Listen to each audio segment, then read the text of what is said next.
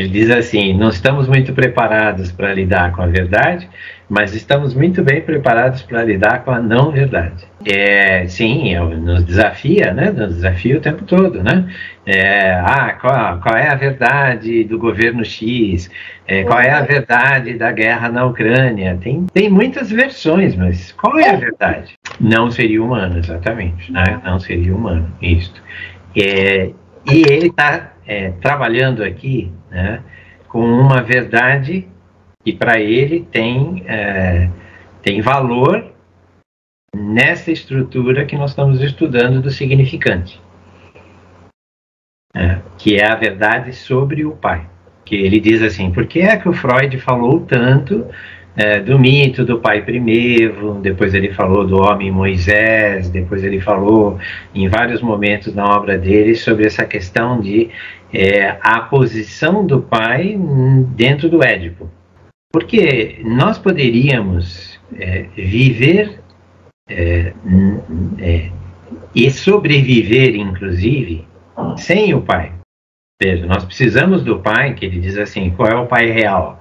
O pai real é o espermatozoide, mas não há figura, não há pessoa do pai, porque a sobrevivência ela é garantida pela mãe, que é a mãe quem nutre a criança, é quem desenvolve o feto, é quem depois cuida da criança, nutre a criança através do leite. Então ele diz assim: por que esta inclinação para o pai? Na maioria, inclusive, dos animais da natureza, você percebe que o macho, inclusive, participa na fecundação e desaparece. Quem cuida é a fêmea, né? E muitas vezes a fêmea desaparece e quem cuida é o macho. Mas é raro, né? É menos provável. Mas ele diz assim: por que nós, né? Estamos tão ligados a essa questão do pai? Porque o desejo da mãe se dirigindo ao pai nos intriga tanto. É essa questão que ele tá trazendo aqui. Ele está dizendo assim: o Freud nunca deixou de lado essa questão. Ele sempre marcou muito bem essa questão. Então ele diz assim: se o Freud marcou muito bem essa questão, há alguma coisa que nós podemos continuar questionando. Porque ela desvia. Ao invés dela ficar olhando só o filho, ela olha o pai. Então o filho entende que ali há um desejo. Então, e esse desejo vai em direção ao pai.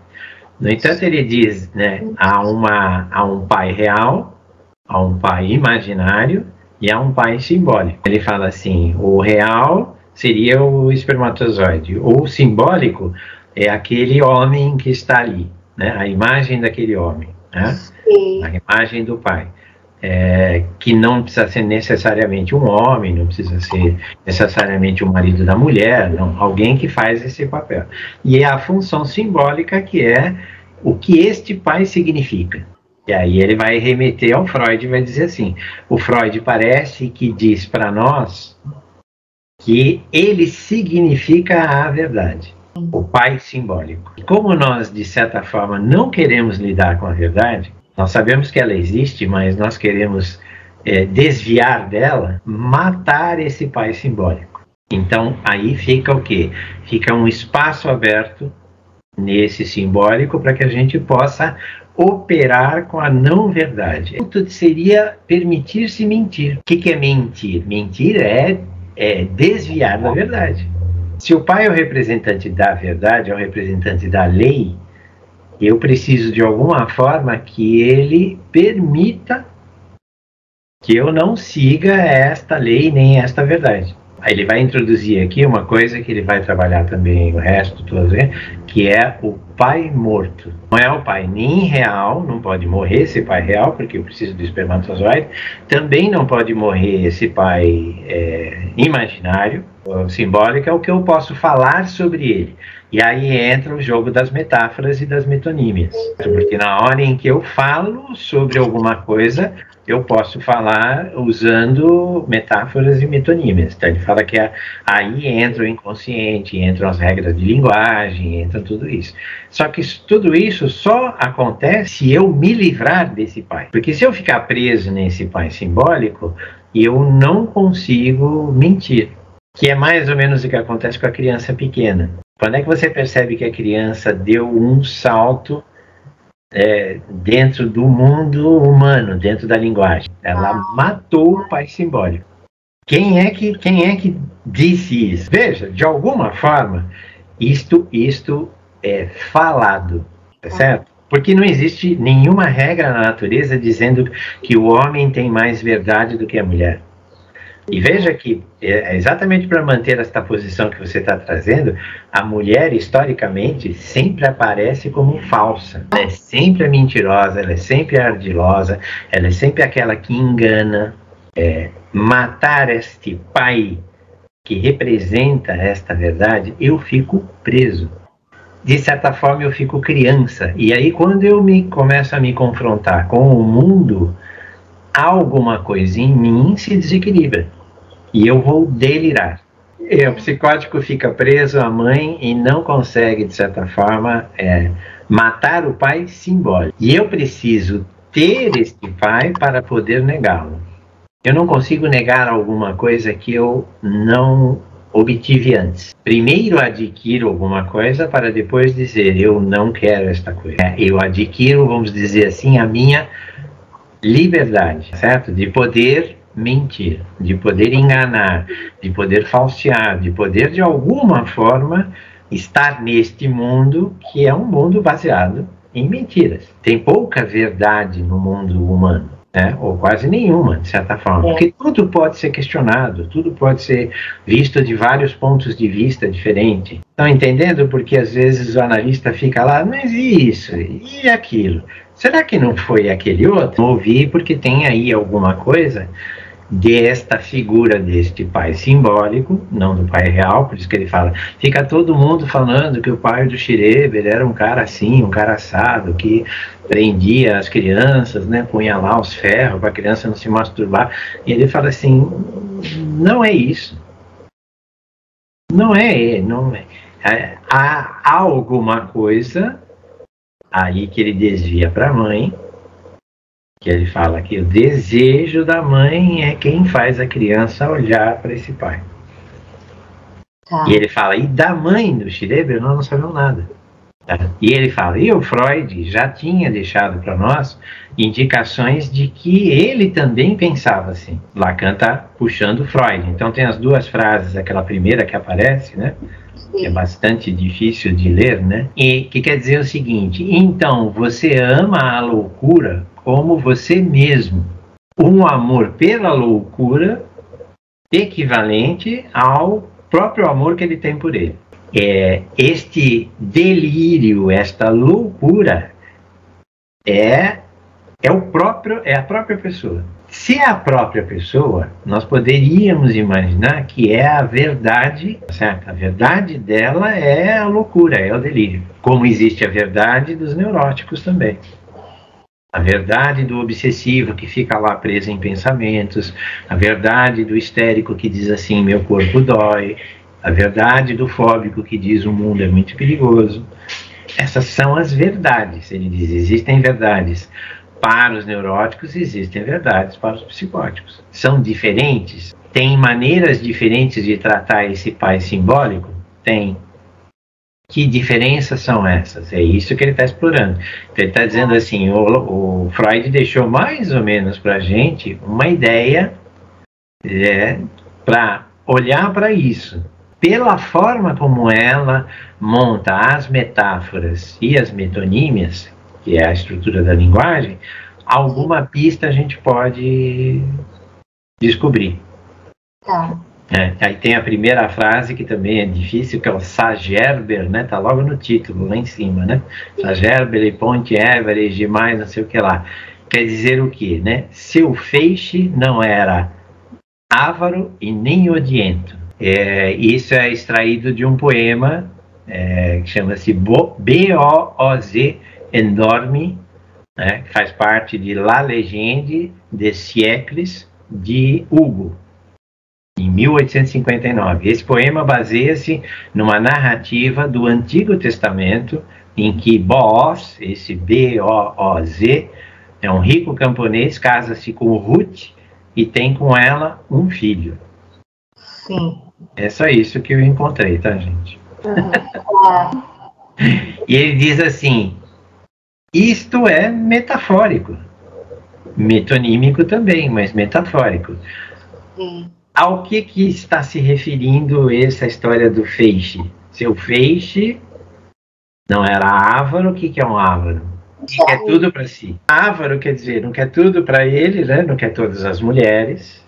Deveria ser isso, um pênis, né? Que quer todas as mulheres, todas as vaginas, né? Então não é ávaro. E nem odiento, quer dizer, não comete nada que tenha ódio. É carinhoso, é bondoso. Vamos lá, será que alguém em sã consciência ou qualquer mulher do mundo descreveria o pênis de alguém dessa forma? A linguagem, ela é tão ampla, ela é tão rica, tão poderosa, e eu posso criar, ele dá esse exemplo, que é um exemplo, né? A turma dá risada lá no seminário, né? Eu li os comentários que tinha, né? Porque ele fala assim, como assim? Né? E está na Bíblia. E isso, quando ele está delirando, ele evita as metáforas, né? Ele fala assim, a frase é bem construída, as frases, mas elas acabam não tendo um conteúdo específico. Ela não diz nada, ela diz alguma coisa muito vaga, né? Ele diz assim, falta alguma coisa. Falta alguma coisa. Ele diz assim, se falta alguma coisa, provavelmente no significante, que é a estrutura básica, que dá apoio para você poder falar, ou escrever, ou fazer qualquer coisa, a impressão que ele tem é que lá também falta alguma coisa. Ele diz que existem duas faltas aí, né? Existe uma falta que representa essa conexão com o mundo, vamos dizer, né? Com a realidade, podemos chamar de realidade, mas não é bem isso, mas é a realidade, e uma falta que está lá na estrutura. Sim. Algo que falta na estrutura não consegue vir e montar alguma coisa que ligue com a realidade.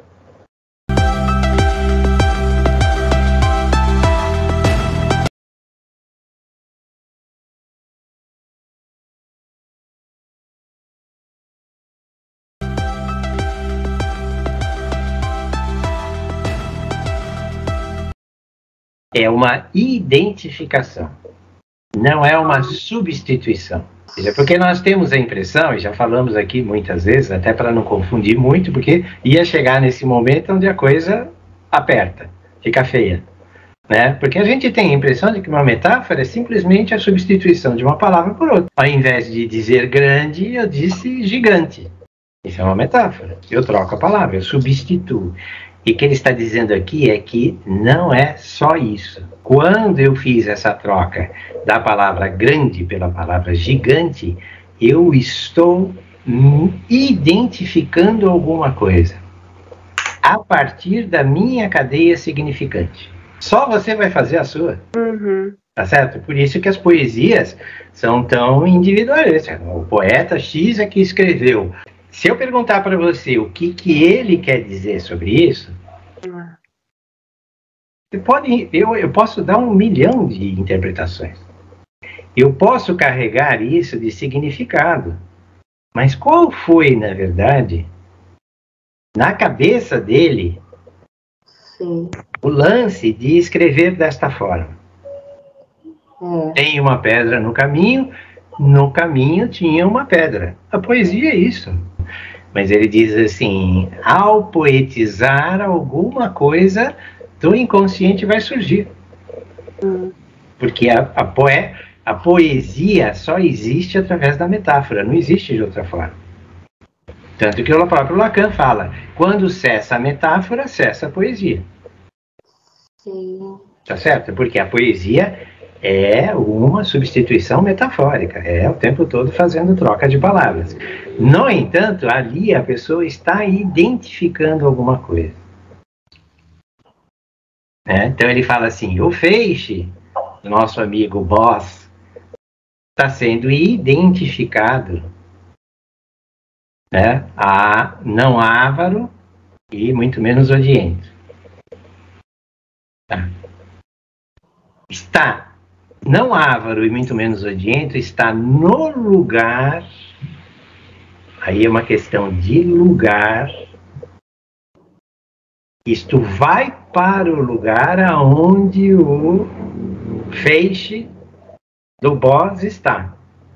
Ele diz assim, isso diz alguma coisa de quem escreveu isso. E é claro, nós sabemos que diz.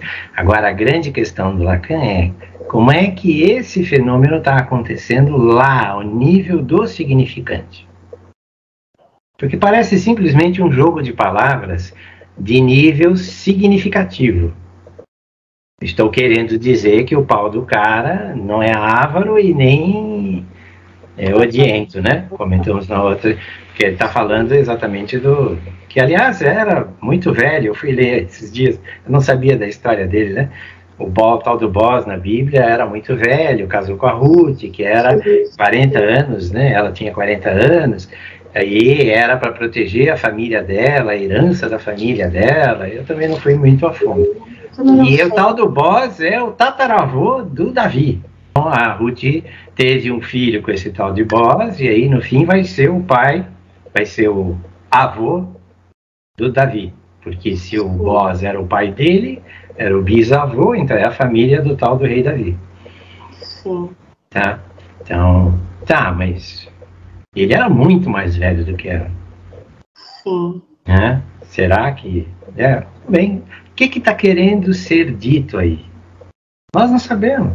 Podemos imaginar, como no caso, tinha uma pedra no caminho tinha uma pedra. Nós podemos tentar entender, falar, as pedras, porque a gente vai encontrando dificuldades pelo caminho. Uhum. Tá. Será que era disso que ele estava falando? Sabe o que ele disse? Soa muito bem. É o significante lá que é formado por sons. Tem alguma identificação? Tem, para quem produziu. Sim. Houve um processo de identificação ali, né? E ele colocou as coisas num determinado lugar.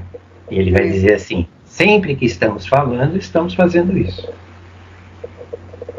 Dois processos, metáfora e metonímia, né? Está explicando nesse, no próximo capítulo ele vai mais a fundo nisso. Mas ele está dizendo assim, bom, então, se para nós é interessante, né? Que a metáfora seja uma identificação, o que é que ela está identificando? Né? Avaro, se é odiento, se não é. Você vê como qualificadores, né? Você dando qualidades àquele. Ele diz assim, não tem nada a ver com qualidades. A identificação não é uma qualificação.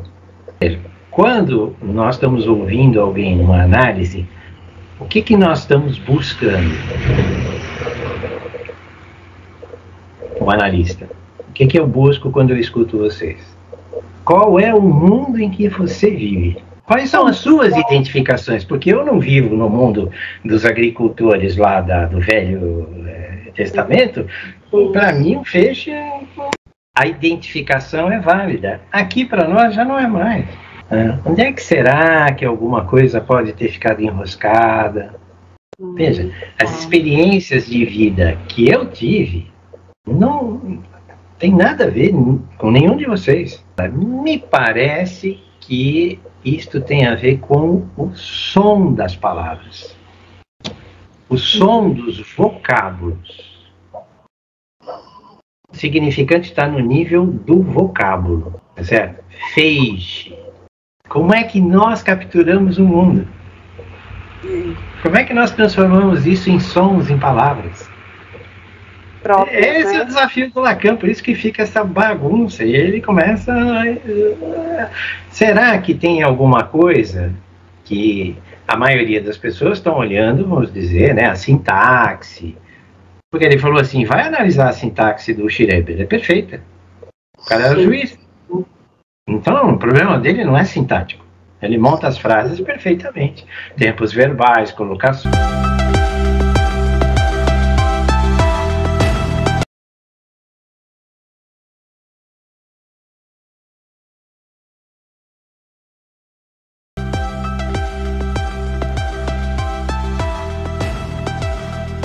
Não, a dificuldade aí é porque ele tá expandindo, né? Para variar, ele pega uma coisa e estica, né? Ele está falando assim, A metáfora parece apenas uma substituição. Não é. Então, o que ela é? Aí ele dá o exemplo da tal da choça aí, né? Meio que, ao invés de falar que é uma droga, fala é uma choça, né? Isso também já ouvi falar. Ele diz assim, é muito fácil confundir, né, com os sinônimos. Sim. Mas ele diz, tem uma diferença. Que diferença é essa? E ele não define claramente. Precisa haver alguma coisa próxima. Sim. Precisa haver essa semelhança. Veja, um feixe tem, de certa forma, uma ligação semelhante. Você vai falar, não, mas a palavra não tem nada a ver, é uma coisa... Não, mas é um objeto fálico. Ele diz assim, quando há esta identificação, é metáfora. Certo? Algo que se assemelha ou que sonoramente parece parecido. Veja como nós brincamos com choça aqui, com troça. Eu posso fazer metáfora, porque são coisas muito próximas, de certa forma. Mesmo que sejam palavras muito diferentes, até usadas em contextos muito diferentes. Se não, é metonímia. Não é uma metáfora e não tem uma semelhança, é uma metonímia. Por quê? A metonímia é algum detalhamento que eu estou fazendo daquela coisa. Então, o feixe é metáfora. Não é ávaro e nem odiento, é metonímia. Quem introduz essa história de metáfora, metonímia, é o Lacan. Freud nunca falou disso. Freud falou de condensação e deslocamento. Então ele está fazendo um paralelo para dizer assim, eu não estou falando de uma novidade tão grande, mas de fato eu falo alguma coisa que é um pouco diferente do que o Freud falava. No sonho você vai fazer condensação e deslocamento. E ele, inclusive, num outro seminário, ele volta atrás nisso e diz assim, na linguagem não é a mesma coisa, mas no sonho é a mesma coisa. Freud estava certo. No sonho eu coloco, por exemplo, meu tio com a cara do meu pai. Eu condenso, eu reúno coisas. Tá certo? E eu desloco qualidades, por exemplo, do meu tio para uma outra pessoa. É isso que o sonho, muitas vezes você diz assim, mas cara, o que esse cachorro está fazendo no sonho? Não sei se foi alguém de vocês que falou de um sonho com o cachorro, foi? Não. Não foi. Então tá. Mas aí o camarada me contou, né? Alguém me contou, eu falei assim, não entendi o que esse cachorro está fazendo no sonho. Eu falei assim, como é que é? O que ele está fazendo? Está fazendo isso, fazendo aquilo. Lembra alguém? E esse cara, o Roman Jakobson aí, é um linguista famosíssimo, ficou muito famoso, porque ele disse assim, vocês estão muito preocupados, os linguistas de uma forma geral, né? Vocês estão muito preocupados com a formação das frases, né? Com a estrutura da língua, e ele diz assim, não, a base linguística é os vocábulos. Nós temos que estudar como é que uma criança começa formando vocábulos, que são chamados sons primitivos. Isto é significante. Aí você fala, mas isso interessa para a psicanálise? Por quê? Isso pode trazer alguma coisa lá daqueles momentos. Você não esteve Depois tenta assistir o vídeo da última aula, que a gente falou bastante coisas bem legais. Mas nesta relação edípica com pai e mãe, é a primeira fonte para toda essa sonoridade. Se algo desta relação, por exemplo, com o pai, né, que a gente falou bastante na sessão, algo pode ter sido trabalhado sonoramente de uma forma diferente, vai aparecer na sua fala. Você vai determinar ou privilegiar determinados sons de palavras. Estamos buscando individualmente como é que você processou o mundo. Você processou sonoramente o mundo. Papai, quando eu encadeio Aí sim, aí o significado aparece, mas ele diz assim, e aí já está do lado de fora, já não é mais essa questão significante. Não está desconectado, não joga fora. Sim, é o som, e é esse encadeamento desse som com talvez imagens, com né, a coisa tátil, tá tudo lá no inconsciente.